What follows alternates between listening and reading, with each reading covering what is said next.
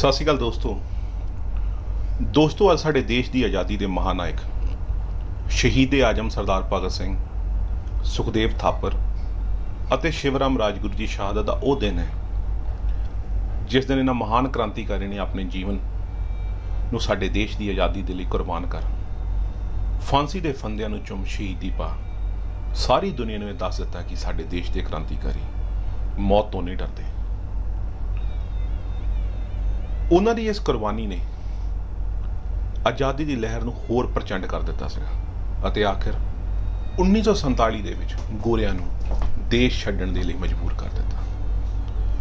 ਦੋਸਤੋ, ਸਰਦਾਰ ਭਗਤ ਸਿੰਘ ਆਪਣੇ ਸਮੇਂ ਦੇ ਉਹਨਾਂ ਸੁਤੰਤਰਤਾ ਸੰਗਰਾਮੀਆਂ ਵਿੱਚੋਂ ਇੱਕ ਸਨ ਜੋ ਸਮਾਜਵਾਦੀ ਜਿਹੜੀ ਵਿਚਾਰਧਾਰਾ ਜਿਹਨੂੰ ਅਸੀਂ ਅੱਜ ਕਾਮਰੇਡ ਕਹਿੰਦੇ ਹਾਂ ਉਹਨਾਂ ਤੋਂ ਬਹੁਤ ਪ੍ਰਭਾਵਿਤ ਸਨ ਅਤੇ ਉਹਨਾਂ ਨੇ ਸਾਬਿਤ ਕਰਕੇ ਦਿਖਾਇਆ ਕਿ ਜ਼ਰੂਰੀ ਨਹੀਂ ਉਹ ਪਾਣੀ ਦੇ ਬਹਾਅ ਦੇ ਨਾਲ ਹੀ ਤੈਰ ਕੇ ਇਨਕਲਾਬ ਦੇ ਦਰਿਆ ਨੂੰ ਪਾਰ ਕਰ ਸਕਦੇ ਹਨ। ਉਹਨਾਂ ਨੇ 1922 ਚੋਰੀ ਚੋੜਾ ਜਿਹੜਾ ਪਿੰਡ ਸੀ ਉਹਦੇ ਵਿੱਚ ਜਦੋਂ ਪਿੰਡ ਵਾਸੀਆਂ ਨੇ ਪੁਲਿਸ ਮੁਲਾਜ਼ਮਾਂ ਦਾ ਕਤਲ ਕਰ ਦਿੱਤਾ ਕਿਉਂਕਿ ਉਹਨਾਂ ਪੁਲਿਸ ਮੁਲਾਜ਼ਮਾਂ ਨੇ ਪਿੰਡ ਦੇ 3 ਬੰਦਿਆਂ ਨੂੰ ਮਾਰਿਆ ਸੀ ਤੇ ਇਸ ਦੇ ਵਿਰੋਧ ਵਿੱਚ ਜਦੋਂ ਗਾਂਧੀ ਨੇ ਨਾਨ ਕੋਆਪਰੇਸ਼ਨ ਮੂਵਮੈਂਟ ਨੂੰ ਵਾਪਸ ਲਿਆ ਤਾਂ ਸਰਦਾਰ ਭਗਤ ਸਿੰਘ ਨੇ ਗਾਂਧੀਵਾਦੀ ਵਿਚਾਰਧਾਰਾ ਦਾ ਡਟ ਕੇ ਵਿਰੋਧ ਕਰਨਾ ਸ਼ੁਰੂ ਕਰ ਦਿੱਤਾ। ਉਹਨਾਂ ਨੇ ਉਸੇ ਦਿਨ ਹੀ ਸੋਚ ਲਿਆ ਕਿ ਜਿਹੜੀ ਸਾਡੀ ਆਜ਼ਾਦੀ ਆ ਉਹ ਆਜ਼ਾਦੀ ਜਿਹੜੀ ਆ ਉਹ ਚਰ ਕੇ ਕੱਤ ਕੇ ਕਦੇ ਨਹੀਂ ਮਿਲ ਸਕਦੀ ਅਤੇ ਉਹਨਾਂ ਨੇ ਕਿਹਾ ਕਿ ਬੋਲਿਆਂ ਨੂੰ ਸੁਣਾਉਣ ਵਾਸਤੇ ਧਮਾਕੇ ਕਰਨੇ ਹੀ ਪੈਣਗੇ। ਦੋਸਤੋ, ਸਰਦਾਰ ਭਗਤ ਸਿੰਘ ਨੇ ਇੰਡੀਅਨ ਨੈਸ਼ਨਲ ਕਾਂਗਰਸ ਦੇ ਦਾਇਰੇ ਤੋਂ ਹਮੇਸ਼ਾ ਹੀ ਆਪਣੇ ਆਪ ਨੂੰ ਬਾਹਰ ਰੱਖਿਆ ਅਤੇ ਆਪਣੀ ਆਈਡੀਓਲੋਜੀ ਨਾਲ ਕਦੇ ਵੀ ਕੋਈ ਵੀ ਕੰਪਰੋਮਾਈਜ਼ ਨਹੀਂ ਕੀਤਾ ਅਤੇ ਉਸ ਸਮੇਂ ਦੇ ਲੀਡਰਾਂ ਦੀ ਗੋਰਿਆਂ ਨਾਲ ਇੱਕ ਪਾਲਿਸੀ ਚੱਲਦੀ ਹੁੰਦੀ ਸੀ ਕਿ 2 ਕਦਮ ਅੱਗੇ ਚਲੋ 1 ਕਦਮ ਪਿੱਛੇ। ਉਸ ਨੂੰ ਕਦੀ ਉਹਨਾਂ ਨੇ ਐਕਸੈਪਟ ਨਹੀਂ ਕੀਤਾ। ਕੁਝ ਗਾਂਧੀਵਾਦੀ ਵਿਚਾਰਧਾਰਾ ਦੇ ਜਿਹੜੇ ਲੋਕ ਸੀਗੇ ਜਦ ਗਾਂਧੀ ਨੇ ਇਰਵਿਨ ਦੇ ਨਾਲ ਇੱਕ ਪੈਕਟ ਕੀਤਾ ਤਾਂ ਉਸ ਨੂੰ ਆਪਣੀ ਕਾਮਯਾਬੀ ਦੱਸਦੇ ਸਨ, ਪਰ ਸਰਦਾਰ ਭਗਤ ਸਿੰਘ ਨੇ ਗੋਰਿਆਂ ਦੇ ਨਾਲ ਕਦੇ ਵੀ ਕਿਸੇ ਕਿਸਮ ਦਾ ਕੋਈ ਕੰਪਰੋਮਾਈਜ਼ ਨਹੀਂ ਕੀਤਾ, ਕਦੀ ਵੀ ਸਮਝੌਤੇ ਲਈ ਕਿਸੇ ਟੇਬਲ ਦੇ ਉੱਪਰ ਨਹੀਂ ਬੈਠੇ ਅਤੇ ਨਾ ਹੀ ਕਦੀ ਉਹ ਗੱਲਬਾਤ ਵਿੱਚ ਕਦੇ ਸ਼ਾਮਲ ਹੋਏ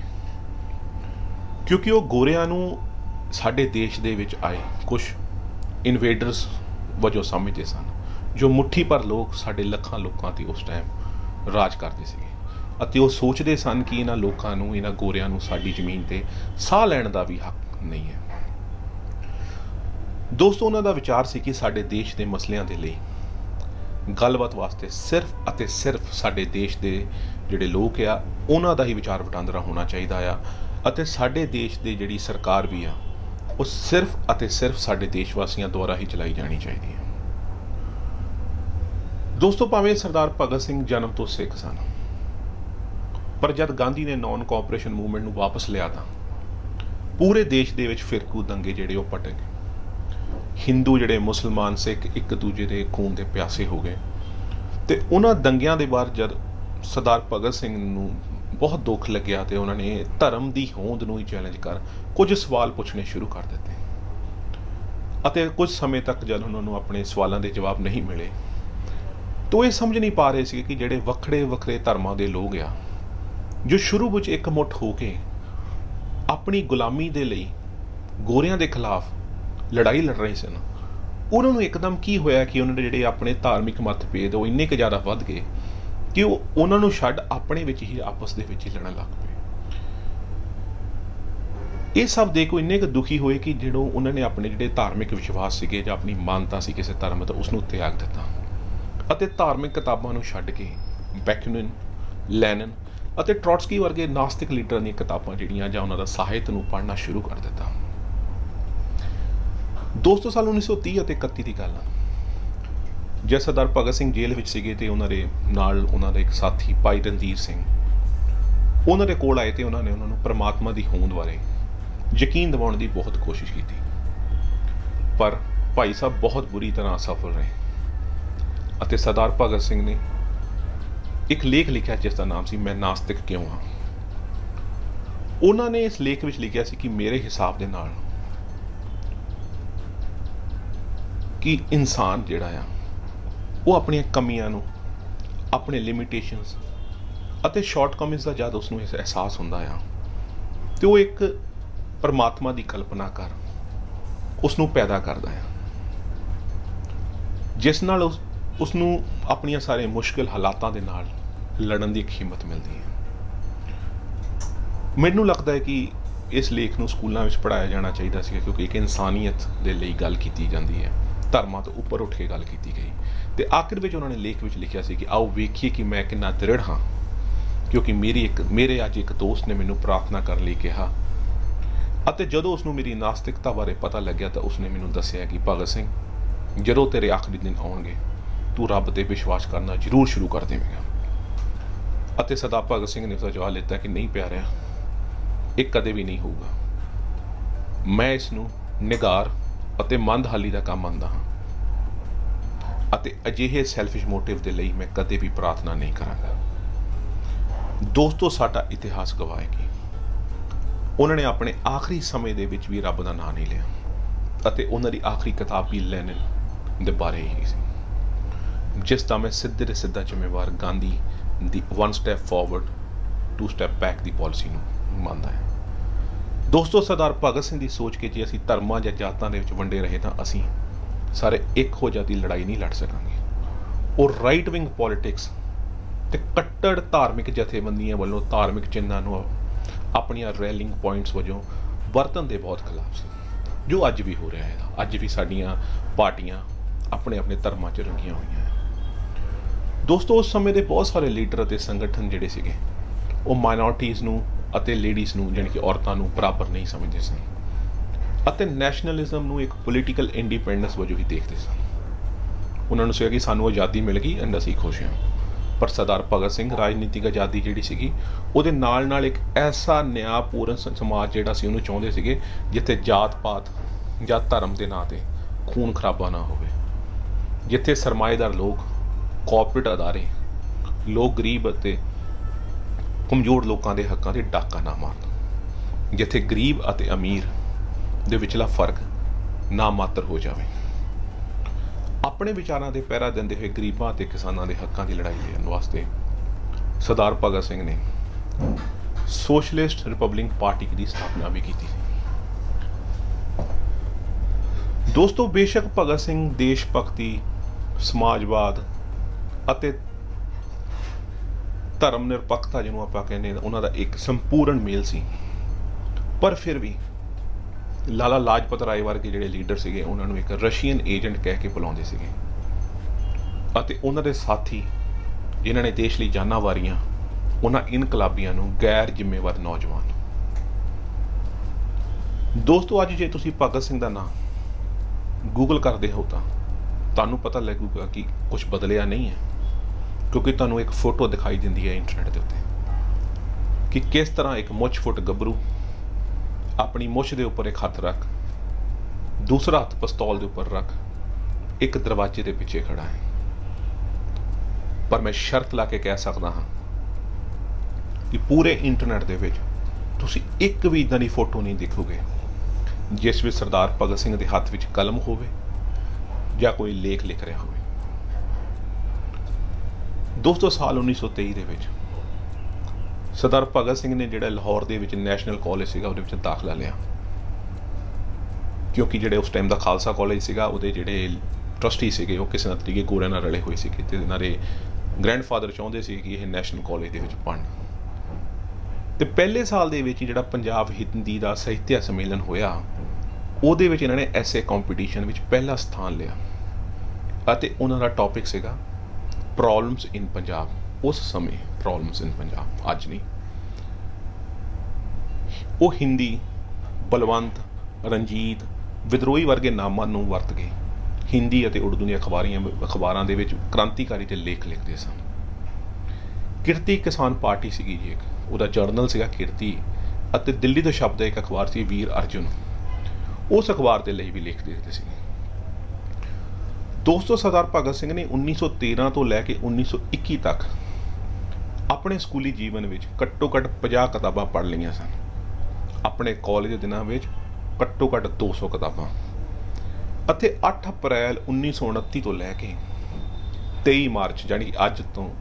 90 ਸਾਲ ਪਹਿਲਾਂ 23 ਮਾਰਚ 1931 ਦੀ ਸਵੇਰ ਜਾਣੀ ਕਿ 716 ਦਿਨਾਂ ਦੇ ਕਾਰਾਵਾਸ ਵਿੱਚ 300 ਕਿਤਾਬਾਂ। ਉਹਨਾਂ ਨੇ ਆਪਣੀ 23 ਸਾਲ 5 ਮਹੀਨੇ 25 ਦਿਨਾਂ ਦੀ ਛੋਟੀ ਜਿਹੀ ਜ਼ਿੰਦਗੀ ਵਿੱਚ ਇੰਨੀਆਂ ਕਿਤਾਬਾਂ ਦਾ ਅਧਿਐਨ ਕੀਤਾ ਕਿ ਜੋ ਆਪਣੇ ਆਪ ਦੇ ਵਿੱਚ ਹੀ ਇੱਕ ਰਿਕਾਰਡ ਹੈ। ਦੋਸਤੋ, ਸਰਦਾਰ ਭਗਤ ਸਿੰਘ ਕਹਿੰਦੇ ਹੁੰਦੇ ਸਨ ਕਿ ਮੌਕੇ ਦੀਆਂ ਸਰਕਾਰਾਂ ਸ਼ਾਇਦ ਮੈਨੂੰ ਮਾਰ ਦੇਣ, ਪਰ ਉਹ ਮੇਰੇ ਵਿਚਾਰਾਂ ਨੂੰ ਨਹੀਂ ਮਾਰ ਸਕਣਗੀਆਂ। ਉਹ ਨਾ ਹੀ ਮੇਰੇ ਸਰੀਰ ਨੂੰ ਕੁਚਲ ਸਕਦੀਆਂ ਨੇ ਅਤੇ ਨਾ ਹੀ ਮੇਰੀ ਆਤਮਾ ਨੂੰ ਕਦੇ ਕੁਚਲ ਸਕਣਗੀਆਂ। ਬਿਲਕੁਲ ਸਹੀ। ਅੱਜ ਦੀਆਂ ਸਰਕਾਰਾਂ ਨੇ ਤੇ ਪੁਰਾਣੀਆਂ ਸਮੇਂ ਦੀਆਂ ਸਰਕਾਰਾਂ ਨੇ ਬਹੁਤ ਜ਼ੋਰ ਲਾਇਆ, ਪਰ ਸਰਦਾਰ ਭਗਤ ਸਿੰਘ ਦੀ ਸੋਚ ਤੇ ਅੱਜ ਵੀ ਦੇਸ਼ ਦਾ ਹਰ ਦੂਸਰਾ ਜਵਾਨ ਬਿਲਕੁਲ ਹਿੱਕ ਠੋਕ ਕੇ ਪਹਿਰਾ ਦਿੰਦਾ ਹੈ। ਹਾਲਾਂਕਿ ਆਜ਼ਾਦੀ ਵਿਰੁੱਧ ਸੰਘਰਸ਼ ਜਿਹੜਾ ਸੀ ਉਹਦੇ ਵਿੱਚ ਉਹਨਾਂ ਨੇ ਵਾਇਲੈਂਟ ਰੂਟ ਅਪਣਾਇਆ ਸੀਗਾ, ਪਰ ਉਹ ਸਹੀ ਕਹਿੰਦੇ ਸੀ ਕਿ ਭੋਲੇ ਲੋਕਾਂ ਨੂੰ ਸੁਣਾਉਣ ਦੇ ਲਈ ਧਮਾਕੇ ਕਰਨੇ ਹੀ ਪੈਂਦੇ ਨੇ। ਭਗਤ ਸਿੰਘ ਨੂੰ ਡਰ ਸੀ ਕਿ ਚਿੱਟੇ ਸਾਹਿਬਾਂ ਦੀ ਕੁਰਸੀ ਜਿਹੜੀ ਹੈ ਖਾਲੀ ਹੋਊਗੀ ਤੇ ਪੂਰੇ ਸਾਹਿਬ ਇਹਨਾਂ ਉੱਤੇ ਬੈਠ ਜਾਣਗੇ। ਉਹ ਇਸ ਲਈ ਵਾਇਲੈਂਸ ਰੈਵੋਲੂਸ਼ਨ ਜਿਹਨੂੰ ਵਾਇਲੈਂਟ ਜਿਹੜੇ ਉਹਨਾਂ ਦਾ ਤਰੀਕਾ ਸੀਗਾ ਉਹਨਾਂ ਨੂੰ ਅਪਣਾਇਆ ਸੀਗਾ, ਕਿਉਂਕਿ ਉਹ ਪੁਰਾਣੇ ਚੱਲ ਰਿਹਾ ਜਿਹੜਾ ਸਿਸਟਮ ਸੀਗਾ ਅਤੇ ਉਸ ਟਾਈਮ ਦਾ ਜਿਹੜਾ ਕਾਰਪੋਰੇਟ ਜਾਂ ਫਾਸੀਬਸ ਸਿਸਟਮ ਸੀ ਉਹਨੂੰ ਪੂਰੀ ਤਰ੍ਹਾਂ ਖਾਤਮਾ ਕਰਨਾ ਚਾਹੁੰਦੇ ਸੀ। ਉਹ ਚਾਹੁੰਦੇ ਸਨ ਕਿ ਦੁਨੀਆ ਵਿੱਚ ਰੀਸ਼ਫਲਿੰਗ ਹੋਵੇ ਅਤੇ ਦੌਲਤ ਦੀ ਜਿਹੜੀ ਵੰਡ ਆ ਉਹ ਸਮਾਨਤਾ ਹੋਵੇ। ਅਸੀਂ ਧਰਮ ਜਾਂ ਜਾਤ ਉੱਪਰ ਉੱਠ ਕੇ ਇੱਕ ਹੋ ਜਾਈਏ। ਅੱਜ ਉਹਨਾਂ ਦੀ ਸ਼ਹਾਦਤ ਦੇ 90 ਸਾਲ ਬਾਅਦ ਵੀ ਉਹਨਾਂ ਦਾ ਇੱਕ ਵੀ ਸੁਪਨਾ ਪੂਰਾ ਨਹੀਂ ਹੋ ਸਕਿਆ। ਉਹਨਾਂ ਦੁਆਰਾ ਸ਼ੁਰੂ ਕੀਤੀ ਗਈ ਸੋਸ਼ਲਿਸਟ ਰਿਪਬਲਿਕਨ ਪਾਰਟੀ ਦੀ ਅੱਜ ਕੋਈ ਵੀ ਹੋਂਦ ਨਹੀਂ ਹੈ, ਕਿਉਂਕਿ ਅਸੀਂ ਆਪਣੇ ਲੀਡਰ ਆਪਣੇ ਵਰਗੇ ਹੀ ਓਪਰਚੁਨਿਟਿਸਟਿਕ ਐਂਡ ਕਰਪਟ ਚੁਣ ਲਏ ਹਨ। ਦੋਸਤੋ, ਅੱਜ ਗੋਰੇ ਬੇਸ਼ੱਕ ਚਲੇ ਗਏ ਨੇ, ਪਰ ਸਾਡੇ ਵੱਲੋਂ ਚੁਣੇ ਹੋਏ ਦਿੱਲੀ ਭੇਜੇ ਹੋਏ ਲੋਕ ਨੇ ਜਿਹੜੇ, ਉਹਨਾਂ ਨੇ ਤਾਂ ਡਿਵਾਈਡ ਐਂਡ ਰੂਲ ਇਸ ਤਰੀਕੇ ਨਾਲ ਤੁਹਾਡੇ ਤੇ ਜਾਂ ਸਾਡੇ ਉੱਤੇ ਖੇਡਿਆ ਕਿ ਅੱਜ ਸਾਡੇ ਜਾਨਵਰਾਂ ਤੋਂ ਲੈ ਕੇ ਸਾਡੇ ਰੰਗ ਵੀ ਵੰਡ ਦਿੱਤੇ। ਉਹ 'ਚ ਕਮੀਆਂ ਸਾਡੀਆਂ ਆ, ਉਹਨਾਂ ਦੀਆਂ ਨਹੀਂ ਆ, ਕਿਉਂਕਿ ਅਸੀਂ ਜਦ ਵੀ ਸਰਕਾਰ ਦੇ ਖਿਲਾਫ ਕੋਈ ਅੰਦੋਲਨ ਨੂੰ ਸ਼ੁਰੂ ਕਰਦੇ ਹਾਂ ਉਹਦੇ ਸ਼ੁਰੂ ਹੋਣ ਤੇ ਨਾਲ ਹੀ ਅਸੀਂ ਜਾਣੀ ਕਿ ਉਹਦੇ ਸ਼ੁਰੂ ਹੋਣ ਤੋਂ ਪਹਿਲਾਂ ਹੀ ਅਸੀਂ ਉਹਨੂੰ ਇੱਕ ਧਾਰਮਿਕ ਰੰਗ ਦੇ ਦਿੰਦੇ ਹਾਂ। ਤੇ ਜੇ ਕੋਈ ਗਰਮ ਖਿਆਲੀ ਸਰਕਾਰ ਜਾਂ ਧਰਮ ਦਾ ਠੇਕੇਦਾਰ ਬਣ ਬਗਾਵਤ ਦੇ ਦੋ ਬੋਲ ਦਿੰਦਾ ਹੈ ਤਾਂ ਅਸੀਂ ਉਹਨੂੰ ਸੋਸ਼ਲ ਮੀਡੀਆ ਤੇ ਇੱਕ ਪਾਸੇ ਸਰਦਾਰ ਭਗਤ ਸਿੰਘ ਦੀ ਫੋਟੋ ਲਾ ਕੇ ਦੂਜੇ ਪਾਸੇ ਉਹਦੀ ਲਾ ਕੇ ਉਹਨੂੰ ਕੰਪੇਅਰ ਕਰਨ ਲੱਗ ਪੈਂਦੇ ਹਾਂ।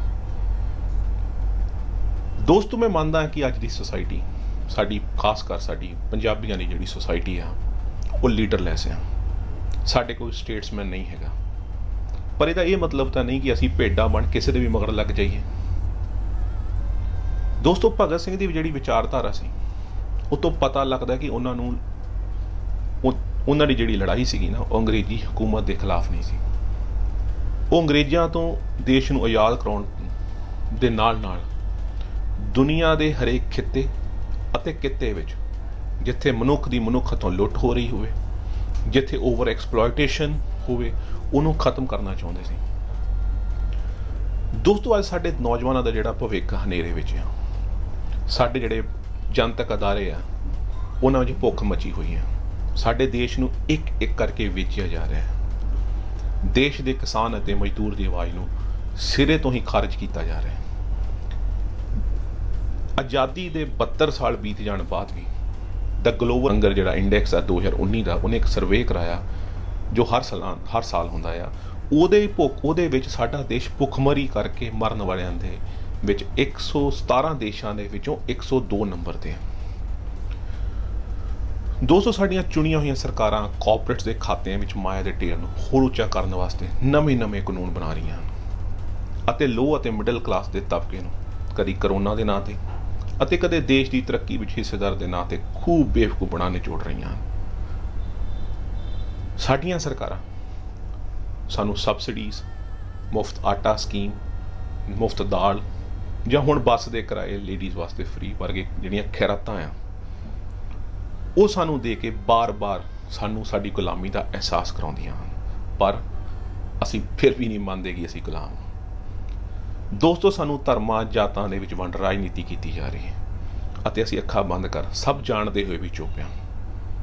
ਅਜਿਹੀ ਸਥਿਤੀ ਵਿੱਚ ਦੋਸਤੋ ਸਾਨੂੰ ਨੌਜਵਾਨਾਂ ਨੂੰ ਸਰਦਾਰ ਭਗਤ ਸਿੰਘ ਦੀ ਵਿਚਾਰਧਾਰਾ ਨੂੰ ਅਪਣਾ ਕੇ ਆਪਣੇ ਦੇਸ਼ ਦੀ ਅਗਵਾਈ ਕਰਨੀ ਚਾਹੀਦੀ ਹੈ, ਤਾਂ ਜੋ ਸ਼ਹੀਦਾਂ ਦੇ ਸੁਪਨਿਆਂ ਦਾ ਸਮਾਜ ਸਿਰਜ ਸਕੀਏ। क्योंकि सरदार भगत सिंह कहते सी कि जिंदगी तो अपने दम पर ही जी जाती है, दूसरों के कंधों पर तो सिर्फ जुनाजे ही उठाए जाते हैं।